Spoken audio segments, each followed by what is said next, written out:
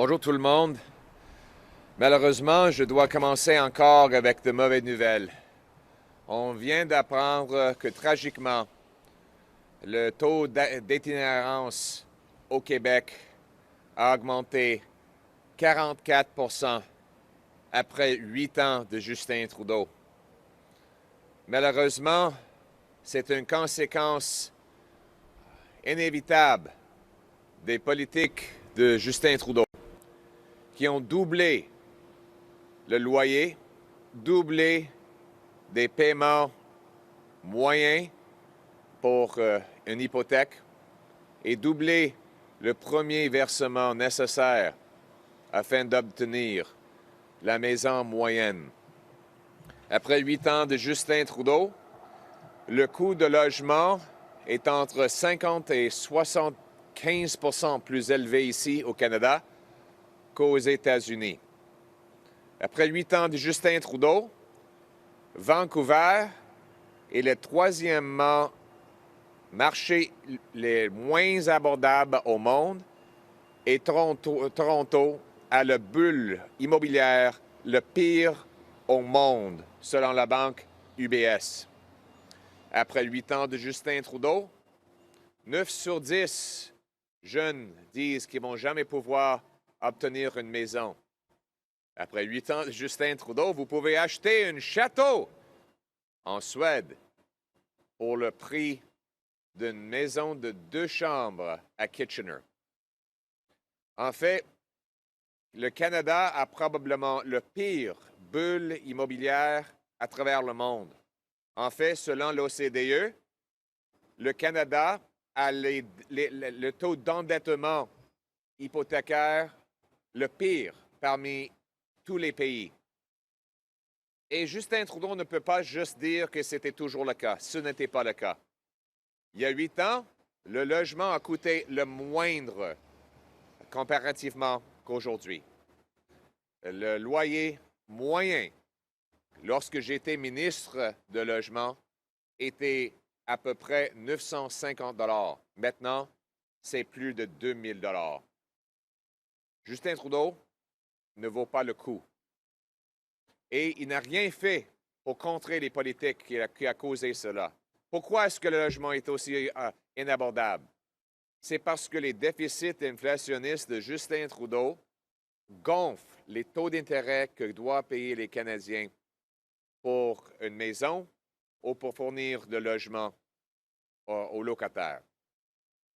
Et après 8 ans de Justin Trudeau, on a le moins de maisons par capita parmi tous les pays du G8, même si on a le plus grand montant de terrain au Canada.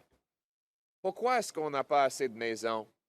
C'est parce que les bureaucrates empêchent, et les taxes, les bureaucrates et les taxes augmentent le coût de construire.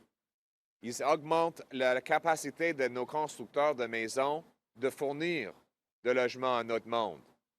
C'est pour ça qu'aujourd'hui, j'annonce que, en tant que chef du Parti conservateur, le parti de gros bon sens, je vais introduire la loi pour bâtir des maisons et non pas pour bâtir de la bureaucratie. Et c'est ça la différence entre moi et Justin Trudeau. Il faut juste souligner hier, Justin Trudeau a fait une photo-op en ce qui concerne le logement. Il y a un programme qui s'appelle l'accélérateur de construction. Accélérateur. Le programme a été énoncé il y a un an et demi. Et c'est juste hier qu'on vient de faire le premier annonce. Et ce programme d'accélération n'a pas encore bâti une seule maison à travers le pays. En même temps que ça coûte 4 milliards de dollars, on paie 4 milliards de dollars pour bâtir la bureaucratie au lieu de bâtir de logements abordables pour monsieur et madame tout le monde. Ma loi de gros bon sens, par contre, va bâtir de logements. Et on va le faire avec 6 mesures différentes. Premièrement, la loi que je vais introduire lundi prochain va obliger des municipalités d'augmenter le nombre de maisons permis et le nombre d'unités de logement permis de 15 ou bien des municipalités perdront les fonds de l'infrastructure fédéraux.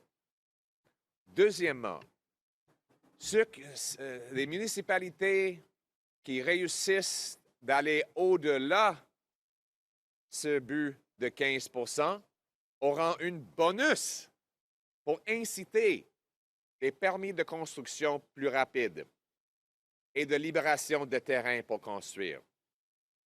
Troisièmement, on va obliger la présence des appartements à travers toutes les stations de transport en commun financées par le gouvernement fédéral. Regardons, on a une station ici.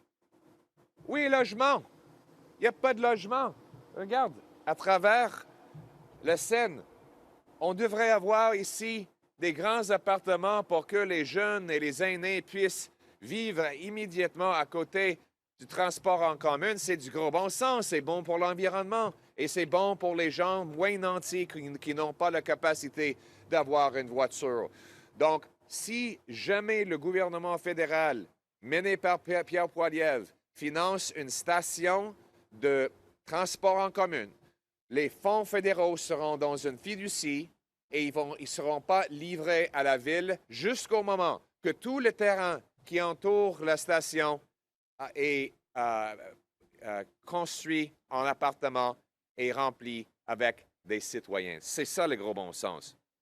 Prochainement, un gouvernement Poilievre va mettre en place des pénalités fiscales pour des municipalités qui empêchent la construction. On l'appelle en anglais NIMBYism, not in my backyard. Il va y avoir des pénalités financières pour des municipalités qui empêchent la construction dans leur région. Prochainement, on aura un super bonus pour des municipalités qui ont des énormes augmentations de construction de maisons. Le gouvernement Poilievre va leur verser l'argent pour le faire. Cinquièmement, on va enlever les bonus pour des bureaucrates et des cadres à l'Agence fédérale, le SCHL, à moins qu'ils respectent le but de prendre des décisions dans moins de 60 jours pour le financement des projets de l'infrastructure. Aujourd'hui, les constructeurs de logements doivent attendre des mois et des années pour l'agence de logement de Justin Trudeau de dire oui ou non. Lorsque les gens n'ont pas de maison, ça n'a pas de bon sens. Un gouvernement Poilievre va insister que cette agence fédérale donne le feu vert au projet de construction dans moins de 60 jours, ou bien je vais couper les salaires des cadres et des exécutifs à cette agence-là. On ne va plus payer des bonus pour des échecs. Prochainement, on va enlever la taxe sur la construction de logements abordables. Justin Trudeau a promis en 2015 qu'il allait enlever le TPS sur la construction de logements. 2 ans plus tard, il a dit « Non, je ne vais pas le faire ». Aujourd'hui, parce qu'il a entendu parler que j'allais annoncer ça, il fait volte-face encore. Moi, je vais le faire. Et mon projet de loi va enlever le TPS sur la construction de logements dont le loyer est moins de la moyenne dans leur marché. Et finalement, on va vendre 15 de tous les édifices et des milliers d'acres de terrain fédéral pour bâtir. Tout cela sera dans la loi pour bâtir le logement et non pas la bureaucratie. Ça, c'est un plan de gros bon sens. Je vais mettre ça devant la Chambre des communes lundi prochain et j'encourage Justin Trudeau de l'adopter immédiatement avec consentement unanime. Finalement, j'ajouterai que le Bloc ne peut rien faire pour aider les Québécois à trouver une maison. Le Bloc n'a aucune idée comment le faire. Le Bloc est totalement inutile. Seule chose que le Bloc propose, c'est d'augmenter radicalement les taxes sur le dos des Québécois. Ça coûte cher voter Bloc. Et ce dont on a besoin, c'est un gouvernement conservateur de gros bon sens. Et c'est exactement ce que Pierre Poilievre va livrer. Thank you very much, everyone. And now in English. I'm here today to address the housing hell that Justin Trudeau and the NDP have unleashed on Vancouver and on all of Canada. After 8 years of Justin Trudeau and the NDP, housing costs have doubled. Rent has doubled. Mortgage payments have doubled. The needed down payment doubled. After 8 years of Trudeau and the NDP, housing in Canada costs 50 to 75% more than in the United States. After 8 years of Justin Trudeau, Vancouver is the third most unaffordable housing market in the world when you compare median income to median house price. Worse than New York City, worse than London, worse than Paris, worse than Singapore, a tiny island with 2,000 times more people per square kilometer than Canada. After 8 years of Trudeau and the NDP, UBS says that UBS says that Toronto is the worst housing bubble in the world, and Vancouver is the sixth. When I was housing minister, neither of them even registered on the list. After 8 years of Justin Trudeau, 9 in 10 young people say they will never be able to afford a home. After 8 years of Justin Trudeau, we see tent cities popping up in all manner of places where they never existed before. After 8 years of Justin Trudeau and the NDP, you can buy a castle in Sweden for less than the cost of a 2-bedroom in Kitchener. After 8 years of Justin Trudeau, we are building fewer houses than we did in 1972. That's right.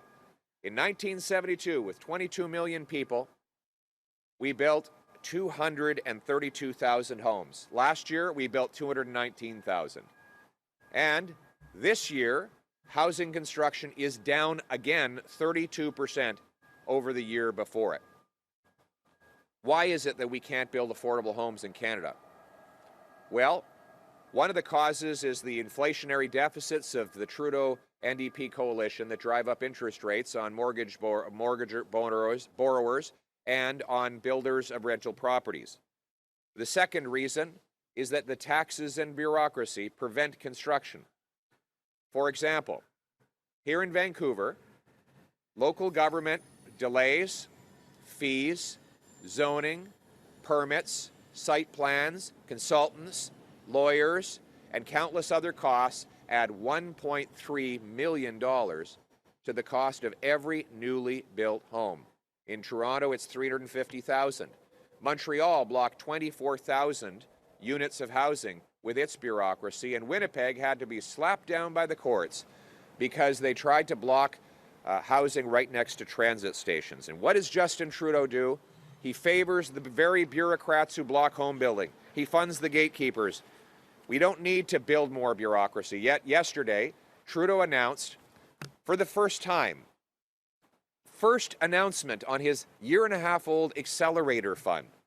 He created an accelerator fund that takes a year and a half just to get the paperwork done. That sounds like a decelerator fund. Not only that, he says that this announcement of $72 million is going to build 2,000 homes in London. London was already scheduled to build 6,000. So there's no new housing from this big dollop of cash. There's just more bureaucracy.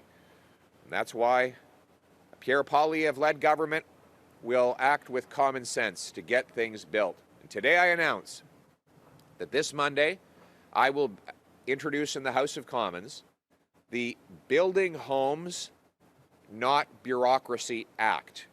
And that act will have 6 measures. 1, it will require cities permit 15% more home building per year or lose federal grants. Those that build more than 15% in extra home building will get a building bonus. This will be based on a strict mathematical formula. If you exceed your building target by 1%, your funding goes up 1%. If you miss your target by 1%, your target goes down 1%. More home building, more money. Less home building, less money. It will be a highly predictable mathematical formula that cities will be able to follow however they like. They might speed up permits or site plans or remove steps. They might sell off municipal land. They might reduce development charges. They can do it however they want. They have strict autonomy in how they do it, but they must do it to get federal money because I will not pay them to build up their bureaucracies anymore. Furthermore, my common sense plan will require high-density housing right next to transit stations. Look at this appalling scene behind me today. Look at this. Just take a moment. What do you see here? You see a transit station. Where's the housing? So we're spending billions of dollars on transit stations across the country where there are no people allowed to live. If I were to fund this transit station, I would put the money in a trust. And I would say to the city of Vancouver, you get the money when the apartments are built next to the transit station and the people are occupying it. And that is in my bill. Very simply, you want federal money for transit, you have to approve high-rise apartments so that our seniors and students can live right next to the bus and train. That's good for the environment. Folks can jump on transit powered by hydroelectricity instead of having to drive a car. Furthermore, folks who are of lower income don't even have to own a car if they can live next to transit. That's what helped me through university. My dad had an apartment next to Heritage Station in Calgary, so I could hop on the train and head all the way to university. Fourth, my Building Homes and Not Bureaucracy Act will bring in a NIMBYism penalty. If municipalities block housing the way Winnipeg blocked it right next to transit, I will bring in a fine.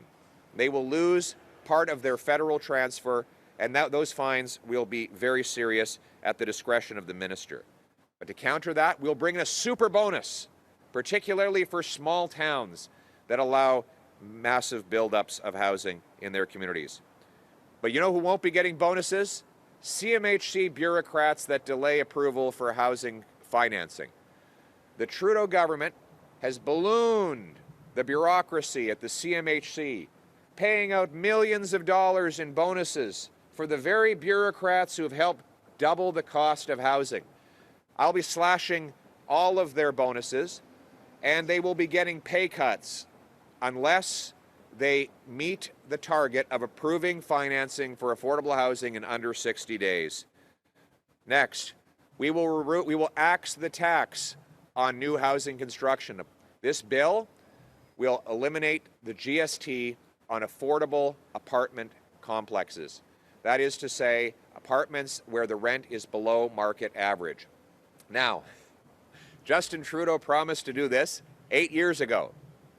6 years ago, he said, just kidding, promise broken. And now, this morning, just as he got wind that this was going to be in my bill, he's flip-flopped again, and he expects you to believe it. If Justin Trudeau is serious about axing the tax on housing construction, then he'll back my common sense Building Homes, Not Bureaucracy Act, which does exactly that. And finally, this bill will require the federal government to sell off 15% of its buildings and thousands of acres of federal land so that we can build homes that you can afford. This is a common sense plan to build homes, not bureaucracy. After 8 years of Trudeau doubling the cost, I'm the one that can fix it. I am the one that delivered housing costs that are half of what they are today back when I was minister. And we're going to have an even better result when I'm Prime Minister. But in the medium term, we must act quickly. And I call on the Prime Minister and the NDP to put aside petty partisanship, acknowledge that they have failed, and support my law, the Building Homes, Not Bureaucracy Act, so that Canadians can once again put roof overhead. And here's the choice: a common-sense Conservative government that frees Canadians to earn powerful paychecks that buy affordable gas, food, and homes and safe streets, or a reckless and costly coalition of the NDP and Liberals that take your money, punish your work, tax your food, double your housing bill, and unleash crime and chaos in your community. That's the choice. But until that choice happens, let's get to work building homes, not bureaucracy. Thank you. Okay, we'll now have time for 5 questions from the floor. Hey, Ethan from CBC. Yesterday, the government announced it reached a deal with the City of London worth $74 million to create more rental units. The Prime Minister said this is a solvable problem and cities need to remove red tape and barriers around zoning. How important to you is the role of cities in solving the housing issue? And can I get an answer in French as well? Merci beaucoup. C'est très important. Les municipalités doivent accélérer l'approbation de la construction des maisons. Mais hier, Trudeau n'a rien fait. Et ça a pris Justin Trudeau 1 an et demi pour faire le premier annonce de son programme d'accélération de construction. 1 an et demi juste pour remplir des formulaires et tenir des photo-op. Il n'y a pas une seule maison construite. J'ajouterais que London avait déjà planifié, était déjà en train de bâtir 6 000 maisons. Donc, la ville allait déjà construire ces maisons-là. Ça n'a rien ajouté, sauf que dépenser de l'argent pour rien.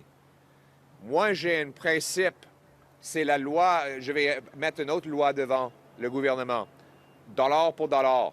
Comment est-ce que je vais financer la loi pour bâtir des logements et non pas la bureaucratie? En coupant l'argent pour l'accélérateur qui a échoué de Justin Trudeau. C'est un programme de 4 milliards de dollars.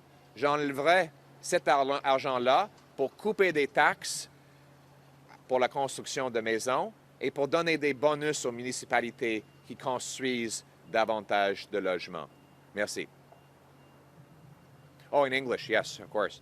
So thank you very much for your question. So let's start with the program name. Trudeau calls this the Accelerator Fund. It took him 1.5 years just to take the paperwork from the cities. Does that sound like acceleration to you? 1.5 years of paperwork and not a single house built since it was announced in the spring of 2022.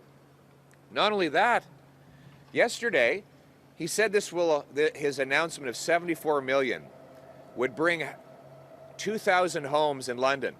They were already planning to build 6,000. So it's actually less homes than the city was already going to build. What this is a photo op fund. It allows Justin Trudeau to show up in places where housing was already being built with a check to do a photo op. We don't need photo ops.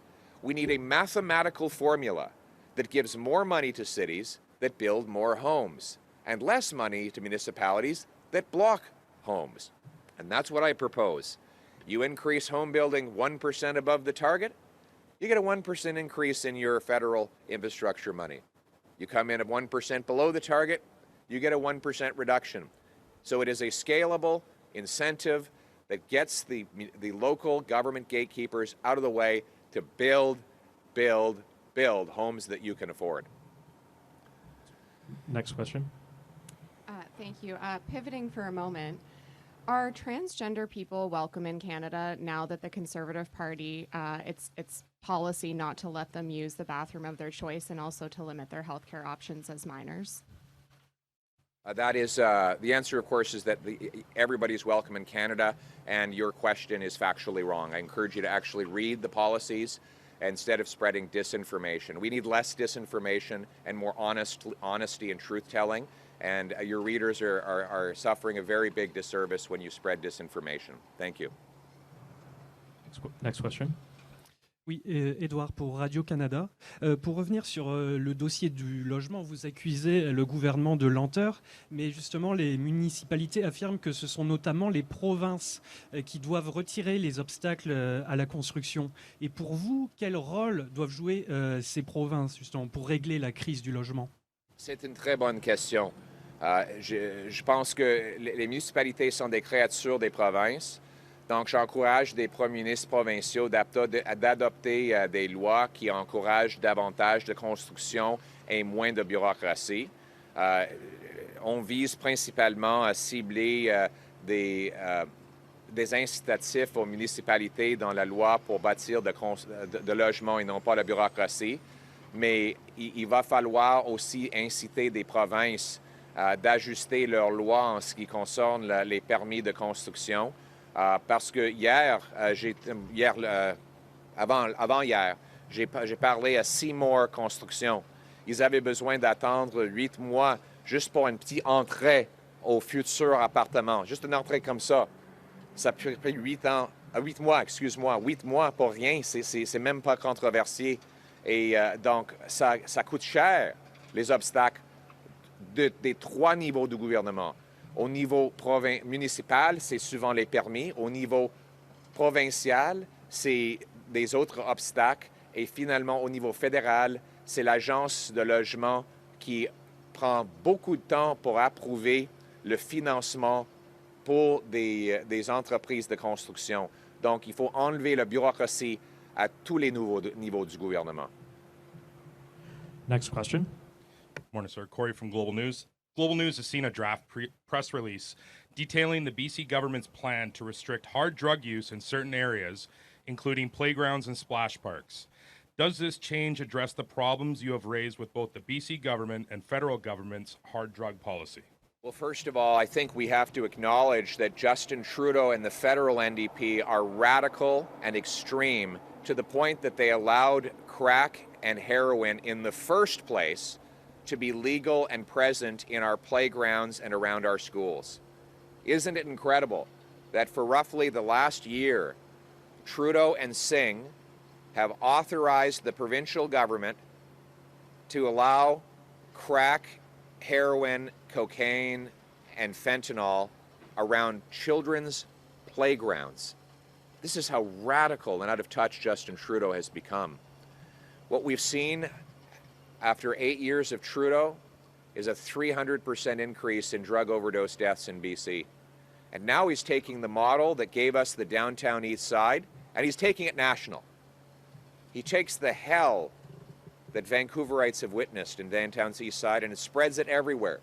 And now we have these Trudeau tent cities in places like Peterborough, Calgary, Toronto, Montreal. In Halifax, they just had to set aside more space for tents rather than more place for housing. And we've seen a massive increase in overdose deaths. I will ban hard drugs, stop giving out tax-funded opioids, put the money into detox, recovery, and treatment so that we can bring home our loved ones drug-free. And finally, I will sue the corrupt big pharma companies who pushed these opioids on working-class people by lying about the addictiveness and lethality to make them pay millions or billions of dollars, and I will invest that money in treating our loved ones who are afflicted by this terrible scourge. Thank you. Okay, this will be the final question. Gary from CTV News. This is a question for my colleagues at CTV Calgary. Do you have any response or reaction or comment on the your speech on the WestJet flight? That's kind of with the union now saying that they would like an apology and they were kind of forced into it, kind of thing. I think that the union should apologize for trying to silence freedom of speech. The crew invited me to give a speech, and they did that multiple times. And I think it was because people who work on airplanes, people who work in restaurants, people who work building things, love my message of bringing home powerful paychecks that buy affordable food, gas, and homes in safe neighborhoods. And look, I have to say, people on the plane were just delighted with my common sense remarks to axe the carbon tax, bring affordable homes, and restore the common sense Canada that we know and love. Thank you.